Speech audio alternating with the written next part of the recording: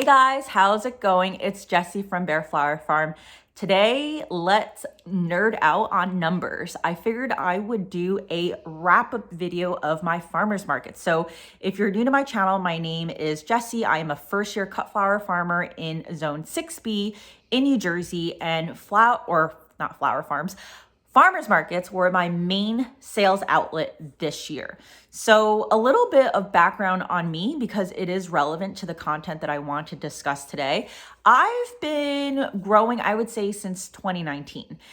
In 2019, we were at a farmer's market. We saw some herbs and we're like, oh, like it'd be cool to buy a couple of herbs and grow. And next thing you know, I start having containers with tomatoes and stuff, but I really didn't get into gardening until 2020. And at that time I lived in a townhouse. So I did not move from my townhouse to this house until March of this year. So I've spent the majority of my gardening experience gardening in containers, which is a very different type of gardening. It's it's a little bit more intensive because you're trying to cram everything in. Pots are very different than growing in the ground. So when we moved here, it was a little bit overwhelming because I had so much space. I did not have the constraints that I had from container gardening, but I also had to set up the space. So this is all relevant because I ultimately could not grow enough flowers to meet the demand that I had at that farmer's market. And that ultimately, obviously impacts my costs because I had to buy flowers from a local grower. So I'll talk a little bit more about that later. But in this video, what I'm going to cover is I'm going to talk about just from a monthly basis, how much money I made at the farmer's market and holistically how much money I made. At this farmer's market, I actually sold both soap, candles, as well as flowers. And it's actually the reason how I got into this farmer's market. So the market that I sold at was called Duke Farms Farmer's Market. It is in Hillsborough, New Jersey, and it's actually relatively a coveted farmer's market to get into. They have a lot of applications every single year and they can't take everyone. And so the only reason why I got in is because they are a very sustainably oriented farmer's market. And I've been selling soaps and candles under this company called b.a.r.e Soaps for the last 9 years. It was my other side hustle. It actually got me into flower farming, but the vision of that company is also very sustainably oriented. So because I had created a brand and it was very much aligned with their vision and mission, I got accepted. So I probably would not have been able to sell flowers there if it weren't for my soaps and candles. But I say this because the numbers, I am going to break it down by how much I sold in totality for all of my products. And then I'm going to separate the flower piece of it so you can see what the numbers look like for that first year flower farmer who had help in terms of sourcing from a local grower. So I'm going to talk about all that. And then I'm actually going to go through each market very quickly, but also talk about just how many bouquets I bought to that market, the price points I sold at, and then some commentary that I had, because I think sometimes it's good to aggregate all your notes together and just think about like, hey, are there any patterns that I see? Is there something that I probably could do differently, right? So this kind of serves as what we call a post-mortem in the consulting world. After a project is done, you kind of get together as a team and you discuss what went well, what didn't go well. So I like taking this time to review the data on my end to see what I could do for next year. So without further ado, let's get started. Let's actually start high level in terms of how much money or how much I sold at this farmer's market. So this farmer's market had a total of 16 markets. I ended up going to 11 of them. And the reason is because there's still 2 more for December for the holidays that I will be participating in. I'm not counting that in here because I'm not going to have any flowers for that. But there were 3 other markets that either got canceled or I could not attend because I had to go somewhere else, right? So I went to Vermont for a farm tour in October, and that coincided with one of my market days. This is a market where you cannot just drop in and out. You apply very early in the year. I applied in January before we even got this house. I basically applied the day we put our offer in, but they review your application and they let you know by the end of the month whether or not you have been accepted. So this is one of those markets where you either choose to go every single Sunday in the season, or you choose to go every other Sunday. And that's what I chose. I chose the every other route because I just didn't want to burn out since I still have a full-time job.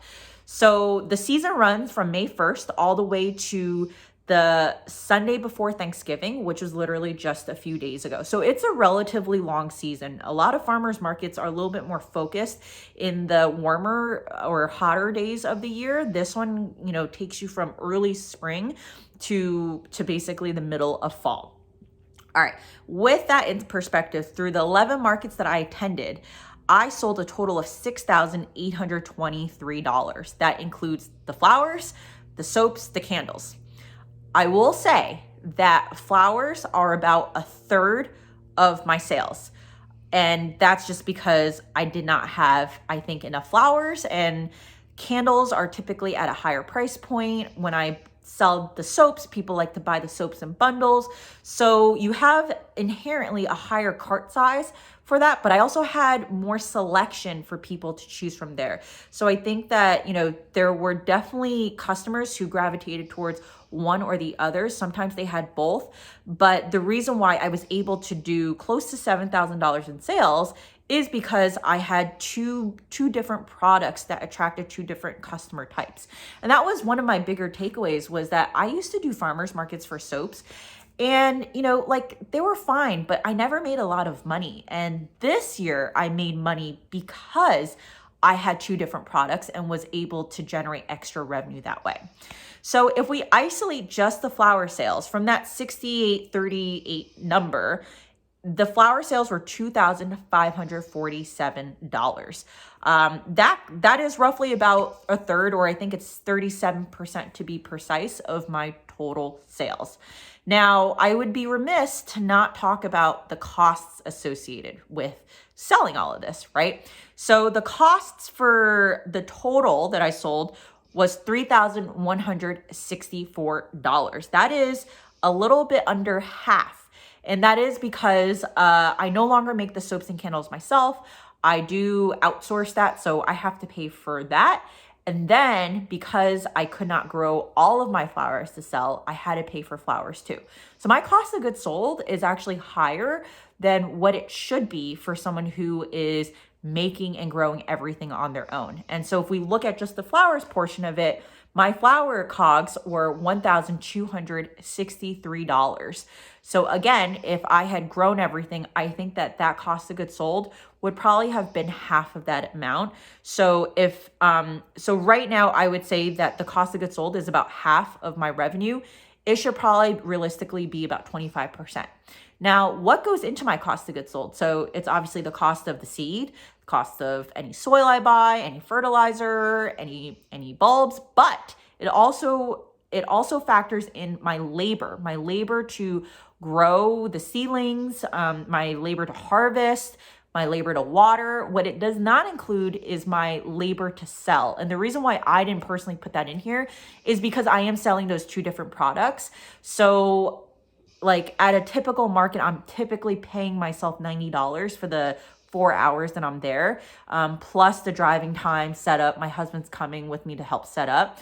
So that's a total $90. That $90 is technically split between the flower business as well as the soap and candle business. So I left that as a separate column just to make it a little bit cleaner. But I say this because, just thinking about this in terms of my profitability, I'm already at 50% without counting some of the ancillary labor and other stuff that I haven't even factored in, right? So that's just always something to take into account, is that it's not always about the revenue. Like the revenue may look like a really sexy number, but what are your costs? Like, are you actually profitable?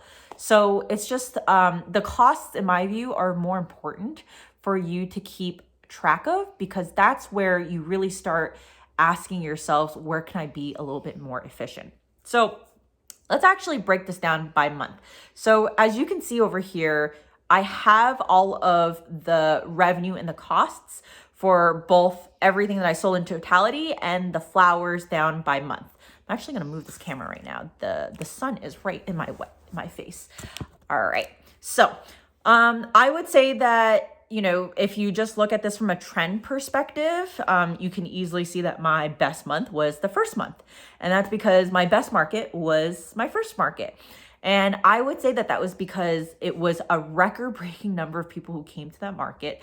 Over 10,000 people showed up, and they were all in this buying mode. I think it was just, one of the first excuses to leave the house after winter. There was stuff that people were excited to buy. And so that was a day where I've never sold nearly $1,400 worth of stuff at a market, and I did that day. And so I'm actually going to talk a little bit more about that market and how much I sold in flowers. But you can see that May was a really, really good month. June was a relatively good month. July was okay because we only had one market. There was a heat wave day and it was like over 100 degrees. So they canceled one of the markets. August ended up being a relatively good month too. And August was a good month from a profitability perspective because the one market that I did in July was really profitable because I had my own flowers. The ones in August and onwards, I really did have to supplement with flowers. So you can see that the cost of goods sold is a little bit higher for those months. And then when you start getting into the fall, I had expected the traffic to pick up in like late September, early October. And honestly, it never did. If I had to graph a line of just traffic and the success of my markets, it started up here, it stayed up here, and it started dipping, and then it like really crashed down, and then it started coming back up, but then it plateaued. So it never reached the levels of the beginning of the market. And it's the nature of farmers markets. I hear this all the time in terms of the vendors next to me that first market's the best and it kind of goes downhill from there. But every geography is different, right? And I certainly know of many flower farmers who go to farmers markets and they have a lot more consistency. I think that this is also one of those things where being a first-time vendor is very different than being an established vendor. So if you've been at a farmer's market for years and you've cultivated that customer base to come and see you, you're going to have a very different experience than someone like me, where it took a few markets for people to start remembering, oh yeah, I can go to farmer's market and get a locally grown bouquet from b.a.r.e Flower Farm. So that started happening, but it didn't happen till I would say maybe like late July, early August. So that's definitely something to factor in. All right, so I think this is where things get a little bit more interesting. I'm going to start going through every single market that I did, and I'm going to talk about the bouquets that I brought, the number of bouquets, the types, the prices sold at, and some commentary there. So first market, May 1st. I had no flowers of my own because I moved into this house in March, and clearly I didn't grow anything to overwinter. So what I did was I had taken a workshop called the Tulip Workshop. It is a workshop that is focused on winter forcing of tulips. So the reason why that's relevant is because there's a section in that workshop that talks about marketing and pricing of your bouquets. So in that section, I learned that in a rural market in Vermont, as well as upstate New York, they were selling bouquets for $20 for anywhere from 8 to 10 stems, a bunch. And so I thought to myself, okay, if they can sell 8 stems for $20 for specialty tulips, I mean, we're talking about tulips are like either doubles, parrots, fringes, that kind of stuff. They're not your traditional just single tulips. I thought, I might have a shot here because I know that where my farmer's market is, it's a relatively, I wouldn't say it's a high income area, but it's definitely not rural and it's not low income, right? There's definitely people with disposable income here. There's a lot of people who live here who actually commute into the city for work, at least before COVID they did. So I thought I had a chance basically. And so what I did was I went online and I went to Google Maps and I literally Googled local flower farmer. And a few popped up and I found a local flower farmer that was selling tulips for wholesale. So what I did was I ended up buying tulips from her anywhere from $1.20 a stem to $1.60 a stem.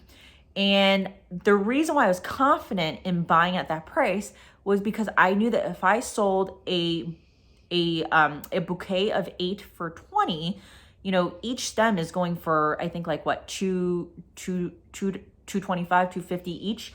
I can make money on that. So I took a gamble and I bought like $300, or sorry, how much did I buy? I bought, let me actually double check because I have the cost here. I bought, and of course my thing is not working here. Okay, I bought $300 worth of tulips from her. So at that market, I ended up selling nearly all the bouquets. I had, I think it was two or three bouquets left. And that was the market where I made $455 in flower sales. So I sold 23 bouquets for $455. And that was actually my second highest flower market sales. So I started off with a bang. It gave me the confidence to grow tulips later on and sell them. And it was one of those things where people, like, how do I say this? I made a name for myself because no one had ever seen tulips like that. Like, I did have some singles in there. Like, I had salmon impression and apricot impression, and they were just like so big, and they opened up really wonderfully in the vase. So people loved them. In fact, I had people who would come back later on telling me, oh my God, like, I got tulips from you and I loved them. So it was a great investment in terms of just establishing a name for myself, but also even from a profitability perspective, because, I paid like close to $300. I made $455. So I netted $155. You take out some labor in terms of making those bouquets and stuff, but it didn't take a long time because I didn't have to harvest anything. I didn't have to clean anything. I literally just had to bunch things up and sell them. So it was a relatively profitable endeavor for that one. The second market, May 15th, I didn't have anything to sell. The local flower farmer who I bought bouquets from, or bought tulips from, they didn't have any more tulips. So I had 3 bouquets because I was growing tulips at my townhouse, and we still have the townhouse today because we rented out. So I went back, and there were tulips that were actually ready to be harvested, and they were at that right stage. So I sold three bouquets for $40 total. So not too much to say there. If I had more flowers at that time, I think I definitely could have sold them. So always have enough inventory is the point. June 12th, that was a day where I sold $153 through 9 bouquets. And I sold both what I call regular bouquets and shorties. So my regular bouquets were priced at $17, and my shorties were priced at $12. And this to me felt like a relatively good price point. So this is actually the first market where I source flowers from now my local grower friend. Her name is Jess. She had actually reached out to me seeing on YouTube that I wasn't going to have enough flowers. So I distinctly remembered, she gave me basically $15 bouquets that were worth like over $20. And there were a lot of snapdragons. It was a lot of early spring flowers, and they sold really well at that $17 price point. June 26th. I brought 18 bouquets and sold $384 worth. So this was a market where I tested a higher price point. I sold the regular bouquets at $20 each, and I had shorties at $13 each. And the reason why I sold these bouquets at $20 is because a lot of them had a few focals in there. There were lilies and there were sunflowers in there. And I would say for the most part, it was a really, really big success because people love the lilies, and people just love seeing like the bright sunflowers next to lilies. There's some people who don't like the smell of lilies, but there were enough people who came to the market who like lilies who basically bought most of them. This was my third highest flower sales market. So now we get to July 10th, and July 10th is the most amount of bouquets I brought. And a part of it was because I had my own flowers. So I brought 34 bouquets and sold a total of $445. So I'm actually wrong. This is my second highest market, and the tulip sales one was my highest market at $455. So I sold regulars at $15. I sold shorties at $10, and then I had some last hour bouquets at $10. And what that means is just I marked down bouquets in the last hour because I had a bunch left, and I could either donate them, but to me getting some money is better than no money in that situation. And, there are people who are going to say, like, you should never mark it down because you're just training people to come later. Like, let me tell you, when it's the last hour, it is a desert at that market. So I don't think anyone's waiting till last minute. And they also know that people pack up early. And if you want the good stuff, you have to come earlier. So, I had a lot of sunflowers in that market. I still remember that market, preparing for it, I actually felt overwhelmed because I had buckets of sunflowers that I had been preparing for over a week and a half, putting it in my fridge. I did supplement a little bit, but for the most part, I used mostly my flowers, and that was a very, very profitable market. So it's just that market tells me the potential that I have if I was able to grow all of my stuff for the farmer's market, right? So being able to do 34 bouquets at a relatively lower price point of $15, one could say that I probably could have made more than $445, right? I probably could have done above $500 if I had just marked it up a little bit. So, probably technically my best market from a profitability perspective. August 7th. So I brought half the number of bouquets to that one. I brought 17 bouquets and got $191 worth of revenue out of those. I sold regulars at $17.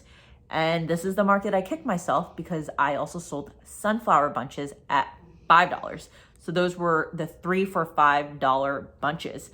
And the reason why I kicked myself was because I had a few bouquets left over that were at that regular price. And I know that I got some business taken away from people who would have bought those regular bouquets because they bought the sunflower bunches. That being said, I also did attract some people who never would have bought flowers from me, but net, I made less money that day, even though I sold 17 bouquets, because the frame of reference here is I have 2 other days where I sold 18 bouquets. So I talked about back in June 26th, I sold 18 bouquets. I made $384. Granted, those were the ones that had the lilies in there and I sold for $20 each. But the market after that August 7th, it was August 21st and I sold 18 bouquets, right? So the difference of 1 bouquet, but it was a difference of $283 at that market versus the $191 the market before where I had those sunflower bunches. So I sold the regulars at $17, same price point as that last market, but I didn't have the sunflower bunches, right? So I didn't take away or I didn't cannibalize my higher priced items. What I was intending to do with that sunflower bunch market was I was hoping that people would buy a regular bouquet and a bunch of sunflowers. But what ended up happening was they just bought the sunflowers and moved on without that regular bouquet. So for that August 21st date, I also did sell some last minute bouquets at $10 each. That was a higher cost of goods market, meaning a lower profitability market because I had to source flowers. But, at the end of the day, it is just about being consistently there at the market for your customers to rely on you for blooms. So, there are those trade-offs that you have to make. And this is one that I feel is good to make from a branding perspective. So that brings us to September. September 4th, I sold 15 bouquets at $255. I'm still stuck on that August 7th day where I sold 17 bouquets for $191 because September 4th, 15 bouquets I sold for $255, right? That is more than selling 17 bouquets. And I sold out that day. So I sold regular bouquets at $17. You can tell that $17 is my sweet price point for my regular bouquets, my regular market bouquets. And for whatever reason, I sold out that day. I do remember the colors being particularly summer yet fallish. There were some of the, the sun-rich sunflowers. So it was a hit with everyone. And that was a really good market day for me. September 18th, 11 bouquets for $109. So sold regulars there at $17, sold some last hour bouquets at $15. That was a really bad market overall for everyone, not just for me. It was really low traffic. It was a surprising day because it was a relatively cooler weather day. The hypothesis is that people went out for apple picking or whatever. They just didn't go to the farmer's market. But regardless, everyone had a pretty bad day. And that was my lowest market day ever for, selling both soap, candles, and flowers. So now we're into October. There was an October earlier market that was canceled because it was just such heavy rain and wind. So October 30th, I sold 14 bouquets for $183. Now this is where we start getting into the territory of dried flowers and not having a lot of fresh flowers. This year in New Jersey, we got our first frost around a couple of weeks before that market. So it was an earlier than expected frost. It obviously killed off my dahlias, my zinnias. So all I had left were my snapdragons, and I actually had some sunflowers left as well as a lot of straw flower. So the majority of my bouquets that were fresh were bunches of sunflowers with straw flower, and then I had straight up snapdragon bunches, and I sold those for a lower price point. They were only $12 for those fresh bouquets. And then when I, so then I was actually able to supplement with dried flower bunches, and I sold the dried flower bunches at $15. So these are bunches that I dried of celosia and of gomphrena back in like July, August. And yeah, they actually, I sold a few, which was a little bit surprising. So that helped get my numbers up to that $183. I did not supplement at that time just because it was post-frost. And it was also not a great weather day, so I wasn't sure how it was going to be in terms of traffic turnout. And that brings me to my very last market. That was November 13th. I sold 2 bouquets because I only brought 3 bouquets. I gave 1 bouquet away to a customer who we almost barter. They bake for me and I give them a bouquet. I think it's a very fair trade. So they baked me banana pumpkin bread. It was really, really good. But they baked me cinnamon rolls. They've given me like sourdough bread with truffle. So I think it's a good exchange. I sold 2 bouquets and I actually sold 2 bags of tulip bulbs. So I brought in $49 worth of revenue that day. So obviously my lowest market, but also, it was low because of both, lack of flowers and even a lack of traffic in that sense. So, overall, you're looking at average flower sales of $233 per market over these 11 markets. Now we have a couple of markets that are what we call outliers in the world of math. So, you should probably take out those outliers, but I just wanted a straight average. So 232, and on average, I was selling 15 bouquets to get to that $232. So, what does this say to me? First of all, it says to me that I'm very capable of being able to sell a $17 to $20 bouquet for a market size bouquet at my local market, and do not have such a low price point option that it cannibalizes your sales. The reason why I also try the lower price point is because there are several other flower farmers out there on YouTube who have done this. So, one person who comes to mind is Nicole from Flower Hill Farm. She does the little $5 bunches for the kids, and she has had pretty good success where the parent buys a flower bouquet and then they buy one for their daughter. They're usually not just buying the $5 bouquet in substitution of the bigger bouquet. So, I didn't have a great experience with it the one time I tried it. Maybe it was that just one time, but it was not enough of a risk or gamble for me to try multiple times. So, at the end of it, I'm, how do you say this? I'm grateful for the experience of selling flowers at a farmer's market. I'm grateful for being able to test and validate this local community and seeing whether or not there is a demand for local flowers. But I will not be signing up for a farmer's market next year. In fact, I plan to completely rehaul how I sell flowers next year. It will probably be more along a wholesale route. And so I will talk more about that in another video. But, to me, it is always better to sell direct to consumer first and to really get an understanding of what you're capable of in terms of growing.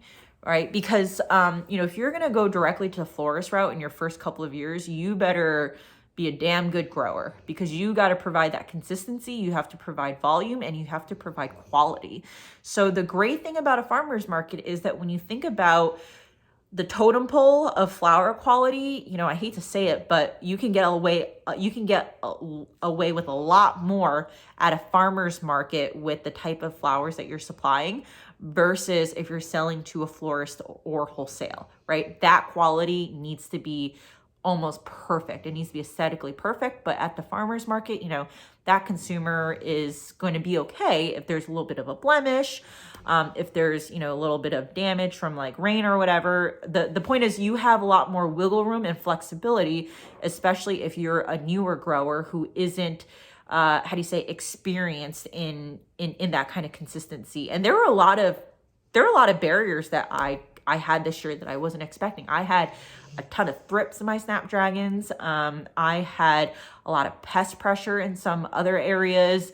I had just like things that were getting chewed, right? So there were a lot of crops that I thought I was going to get and I couldn't use them. So, you know, the snaps were a really great example. I thought I was going to have a ton of snaps and I ended up basically not being able to use an entire bed of snaps for the summer. I was able to use some of them in the fall because they were not overtaken by pests in the fall. But in the summer, I wasn't going to sell, you know, snapdragons with thrifts. So imagine if I committed to a florist or if I had started selling to a florist and she's expecting snaps from me every single week, like I would not have been able to have delivered on that, right? So I think for, you know, beginner flower farmers, if you can get into farmer's market, it's a really, really great experience. The other good thing is it really kicks your butt into gear to one, try to figure out how to sell, right? Like, cause you have to have enough inventory and it forces you to have that plan B in case if you don't have enough flowers. So hopefully this video was helpful for you. Let me know if you have any questions in the comments below. But yeah, this was a fun exercise for me because I love geeking out at these numbers and stuff. And, you know, for me, if I ever, like, I will be selling retail or direct to customer next year. And I think I'm not going to go anything lower than a $20 price point at this point. So happy Thanksgiving, everyone. And I will see you next time.